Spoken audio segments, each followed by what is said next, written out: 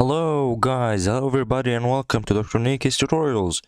In this video we are going to see and learn how to trim uploaded videos that you already uploaded on YouTube, how to edit them and trim them.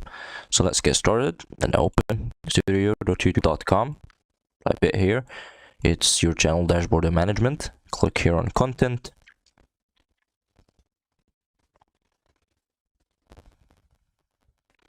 It opens all your videos that are in the channel, and for example I want to edit this video, so let's click on details, this pencil icon, and then click on editor here on the left.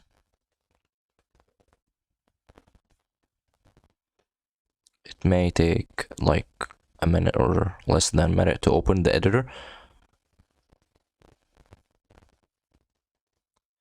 So yeah, that's the video editor. So I may click on trim and choose the parts that I don't want. For example, I don't want this part, so I'm gonna have it like this, and I'm gonna do also the end. I want to cut this like this, and yeah, that's it. You may click preview after that, and after that, if you want to have anything, you may click on save here if you don't have any other edit.